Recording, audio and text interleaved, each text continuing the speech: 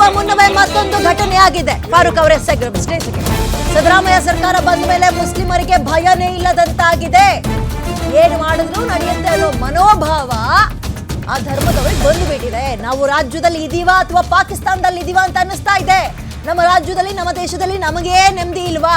ಸರ್ಕಾರದ ಮೃದು ಧೋರಣೆ ದೇಶದ್ರೋಹಿಗಳಿಗೆ ಶಕ್ತಿ ತುಂಬುತ್ತಾ ಇದೆ. ಸರ್ಕಾರದ ವಿರುದ್ಧ ಬಿಜೆಪಿ ರಾಜ್ಯಾಧ್ಯಕ್ಷ ವಿಜೇಂದ್ರ ಕಿಡಿಕಾರಿದ್ದಾರೆ. ಸೊ ಅವರ ಮೊದಲ ರಿಯಾಕ್ಷನ್ ಇದು. ಸುಹಾಸ್ ಕೊಲೆಯನ್ನ ಖಂಡಿಸಿ ಬಿಜೆಪಿ ರಾಜ್ಯವ್ಯಾಪಿ ಹೋರಾಟವನ್ನ ಮಾಡುತ್ತೆ. ಬೆಂಗಳೂರಿನಲ್ಲಿ ಬಿಜೆಪಿ ರಾಜ್ಯಾಧ್ಯಕ್ಷ BY ವಿಜೇಂದ್ರ ಅವರ ಹೇಳಿಕೆ. ಓಕೆ, ಹೋರಾಟ ಮಾಡ್ತೀರಾ, ಮುಂದಕ್ಕೇನು ಹೇಳಿ?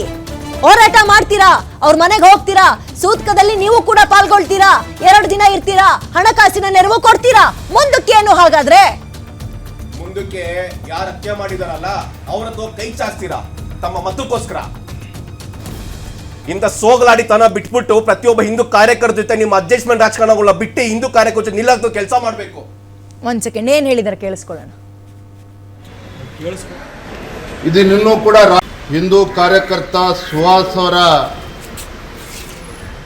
ಒಂದು ಬರ್ಬರ ಹತ್ಯೆ ಒಂದು ರೀತಿದು ಪೂರ್ವ ನಿಯೋಜಿತ ಅನ್ನುವುದು ಸ್ಪಷ್ಟವಾಗಿ ಕಾಣ್ತಾ ಇದೆ. ಕಾಶ್ಮೀರದಲ್ಲೇನೋ ಹಿಂದೂಗಳ ಒಂದು ಮಾರಣ ಹೋಮ ಆಯಿತು. ಇದನ್ನೂ ಕೂಡ ರಾಜ್ಯದ ಜನ, ದೇಶದ ಜನ ಮರ್ತಿಲ್ಲ.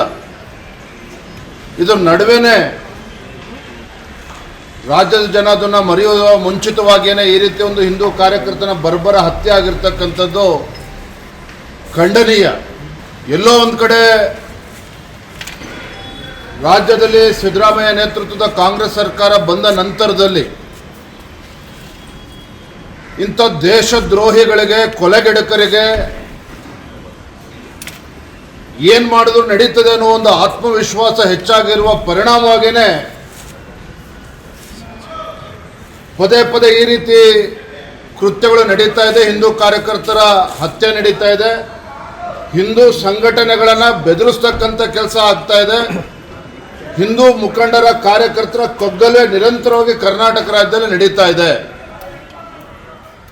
ಕರ್ನಾಟಕ ರಾಜ್ಯದಲ್ಲಿ ಗೃಹ ಸಚಿವರು ಬದುಕಿಲ್ವಾ? ಹಾಗಾದರೆ ಕರ್ನಾಟಕ ರಾಜ್ಯದಲ್ಲಿ ಕಾನೂನು ಸುವ್ಯವಸ್ಥೆ